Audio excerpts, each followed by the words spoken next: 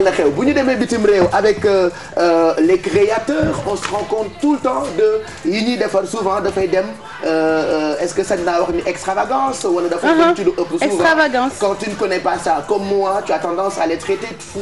excentricité Pape Cheikh ak audace loolu la ñuy demee surtout bu fekkee prêt-à-porter sax encore ça va parce que li ñuy ñaw dañ koy ñaw pour nit yi dugal ko ci boutique yi multiplier ko jënd ko pour sol ko mais fashion week haute couture moom créativité la ñuy wane ku ci nekk wane sa excentricité da ngay defar loo xam ne kenn defaru ko bii ñuy passé c'était du 25 au 29 janvier à Paris donc stylistes yi wanewaat nañ seen graine de folie comme d'habitude mun nañ xool photo yi parce que dañu indiwaat cuissard en vinyle cuissard yi nga xamante ne ci Pretty Woman nga ko gëjoon a gisee c'est-à-dire doo dox sax ci mbedd bi ba gis kenn ku ko sol ñoom moom la ñu indiwaat def nekk mooy nekk tendance ci printemps été 2015. d'accord peut-être la buy muur tànk non day dem ci. daal la en fait mais day yéeg ba ci kaw cuisse bi en fait. je sais pas ba xam seetaanoon nga Pretty Woman. non non non. avec Julia Roberts. ku ma am ndey ku ma amul ndey amagul bëgg naa ñu def film bu mel noonu ba ma nekk ci ku ma amul ndey dina ma neex torop mais actuellement li lañ génnee bu ñu jugee foofu dafa am yeneen styliste yoo xam ne mooy voilette yi marié yi di sol. d'habitude ci mariage nga koy gis mais ñoom lañ ko jël solal ko seen modèle yëpp. actuellement les gens se demandent est-ce que dañ koy adopté wala déedéet am na ñu ko def genre barrette am na ñu ko def genre béret comme mbaxane bii ngay def mais wàccee ko est-ce que di nga dox ba gis kenn ci mbedd mu adopté ko à voir en tout cas star yi commencé nañ ko podium yi styliste yëpp a ko defar léegi nag dañuy xaar ba xam y a presque plus de règles bu weex bi en matière de mode pour mariage yu ñuul dañu koy gis souvent ci décès waaye voilà ak ay soirée de gala par exemple di nga gis kenn ku sol robam ñëw teg ko ci mais finalement léegi nit yi dañuy solu ci mbedd bi comme tous les jours booy liggéey teg ko après tendance boo xam ne nit yi dañuy xalaat est-ce que dañ koy adopté wala déedéet en tout cas à voir ñoom lancé nañ tendance c'est comme agencement ou couleur dafa mel ni xewatul maintenant les gens ils s'habillent comme ils veulent ak couleur bu leen neex en fait depuis color block bi mu xewee nga xam ne da ngay sol haut bu bleu pantalon bu rouge dàll yu vert nga xam ne couleur bu la neex téye sa sac bu bleu rosa bu orange ñoo génn voilà depuis bu mu génnee ba léegi ku ci nekk nu la neex nga koy defee mais man li ma jaaxal ci fashion week bi yëpp mooy bijou bii nii ñuy waaj a gis Pape Samba bu dee am nañu photo bi ci topp donc bijou bi dafa ñëw ba fii def barbe. ah bijou la. oui caq la caq c'est-à-dire fii la commencé ba ñëw ba ci sikkim bi. d'accord bijou bi. waaw da lay defaral genre sikkim en fait malheureusement on voit pas bien. mais mënuma comprendre lan moo poussé styliste pour mu defar lu mel nii. ak bu fekkee jigéen daf koy jënd pour takk ko lan moo lay neex ci bijou bi ba nga takk ko. defe naa dafa ñëw ba nii fii la yem. ok donc comme ça genre c'est très bien. ça t'empêche pas de parler. ma takk ko. du la empêcher nga wax. non ça t'empêche pas ci côté gémmiñ bi la yem. genre daal moom dafa mel ni barbe lañ la defaral. peut-être que am na photo bu ci topp Conchita Wurst moo leen inspiré. peut-être qui moo leen inspiré pour ñu defar ko. je sais pas parce que kenn comprendrewul lan moo tax lan mooy utilité une manière de lui dire. j'aimerais que tout ça. non mais c'est un collier ou est-ce que c'est pas des strass qui sont collés? c'est un collier, c'est un bijou qui commence là si nombril bi lay commencer. yéeg ba ci barbe. ah ok. parce que en maquillage artistique tu peux. bijou barbe.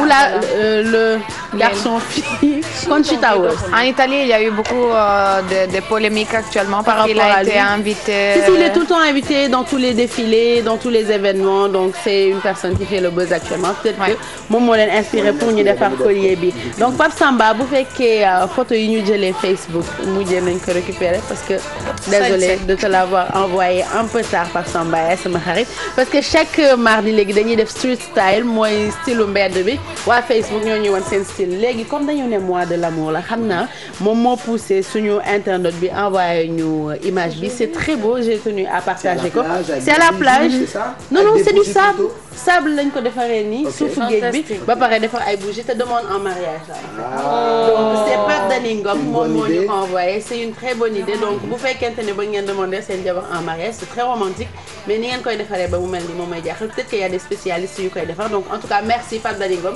bi moom hors compétition la nekkoon donc am nañu Chacha Ndaka moom photo mariage am la ñu envoyé carrément pour street style bi photo bi ci topp Fadel Seck en blanc la def moom nee na dafa ñëw rek def ni Pape Cheikh. ah oui des tenues robe waa sax.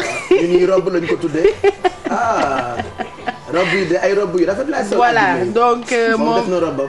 def na robam mais robe bi dafa xaw a cëkk parce que robe balaa riis buubu. pourtant am na benn tailleur bu ma ne Pape Cheikh ay robe lay sol tailleur. ça s'appelle robe en fait noonu lañu ko tuddee. tailleur noonu lañu ko tuddee xuloo naa fa ba sol. ça s'appelle robe effectivement. donc moi je porte des robes tous les vendredis. te samay robe day buubu. su may dox dama koy téye. boo dee yéeg escalier yi wala nga yéeg sa oto yenn saa yi sa pant bi xar.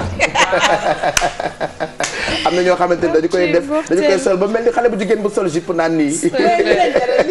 du corps lay doon. bon après comme on dit y a plus de règles en mode. y a plus de règles chacun fait ce qu'il veut donc moom ki ñu ko envoyé mi ngi tudd Fadel Seck il dit Bijou man damaa def à la Pape Cheikh Diallo rek ak sama ay marakis yore sama kurus di sant yàlla nag. voilà 8 sur 10 pour lui. 8 sur 10 donc il y a une autre photo moom mi ngi tudd Sëy Pëpë Sëy waay. Tourbé Maray nee na hi Bijou voici mon style je suis nature comme DJ Boubs Lacoste def pain ak sama ay tag yu baax mooy lan. bon rek yeewu leen jëm kanam yeneen émission matinale ah déedéet li ma ko egg. loolu doo ko àggali waa jarul àggali de jarul àggali de. merci en tout cas.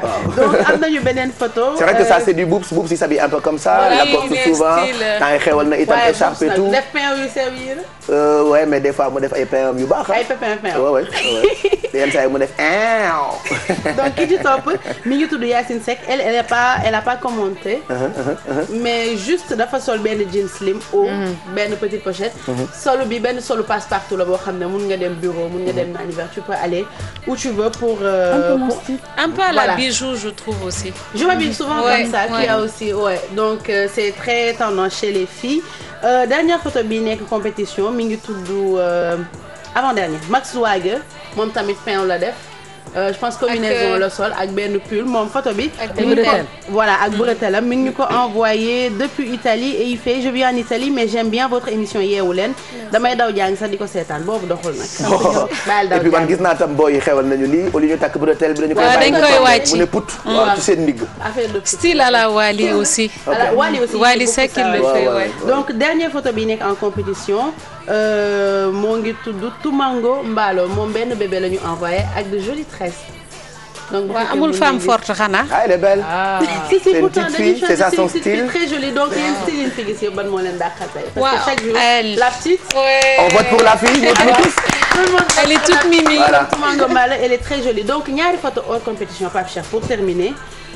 bu dee mun nañ gis photo yi Pape Samba mooy dernière photo yi. photo bi ñëw na keroog te ñëwaat na encore. bi beneen moromu meeram kooku man la kii àlla. ok genre d'ici quelques années. non ki ñëw keroog Mado la woon non. c'était ça le message. oui la vieille je me rappelle. bii nii yow la en fait en réalité. voilà su ma dindee maquillage yeeg yooyu sunu kër boo leen gisee. ak jaal bi. c'est moi lii nii ay bañu poosé la donc sama sutura la ñu xaar pour terminer Magor Touré moo ñu envoyé photo bi hors compétition nga xam ne moom mënuma ko dugal fenn. waaw last photo bi Pape Samba mu jeex. c'est quoi. ça c'est à la Kouthia. duma ko commenter bu muy bëre. beaucoup de gris xanaa li mooy waajalal sa combat. man bi la yem Kouthia di voilà bëre et la. puis je rappelle que photo yëpp seen ay borom ñoo ñu koy yónnee directement ah donc pour autorisation wane ay photo télé et tout ça comme Yeewu Leen affaire de famille la c'est-à-dire ni Facebook nekkee réseau social Yeewu Leen itam c'est un réseau social. c'est-à-dire mag ñi dañ ciy gis seen bopp xale yi gis ci seen bopp ñi bëgg yëfi tubaab gis ci seen bopp ñi ngéwee la comme man gis ci seen bopp ñi nekk ci digg bi ngéwéloo tubaaboo wolofoo tubaaboo gis ci seen bopp moo tax du may bëgg di wax ak kii xool xaaju Yeewu Leen bëgg naa di tontu ki nga xam ne day xool 7 heures ba 10 heures kooku laay mën a waxal ndax kookoy suivre dérouler émission bi A ba Z donc ñi coppati as lëf ci émission bi di ci wax bëgg ñooñu voilà ki may bëgg a waxal mooy ki koy suivre 7 heures ba 10 heures parce que melting pot la et nous on parle et de tout et de rien. C'est les chroniqueurs, voilà les ça il faut que je le rappelle tous les matins parce que émission bu amee nii polémique musuma koo gis. c'est-à-dire ñun ak jàkkaarloo sax bon ñoo raw jàkkaarloo c'est vrai après jàkkaarloo mu ngi ñuy bëgg a raw nii.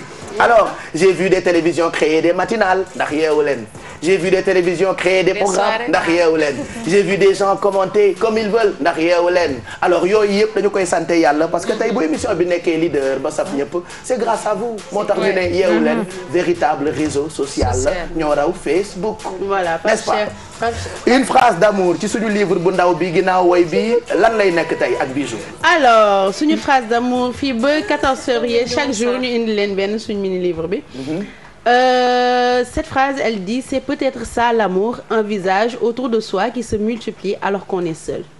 waay ci mbëggeel. tekkil ñu ko maanaam boo bëggee nit. même bu fi nekkul sax kanamam moo lay. d'accord da nga koy xalaat foo toll da nga koy am ci sa yaram. voilà même quand tu es seul. t'es pas seul. j'étais dans tout mon corps. xanaa mbëggeel mooy wata bombata. mooy wata bombata kon bombata. allez ki ñuy ñëw fekk.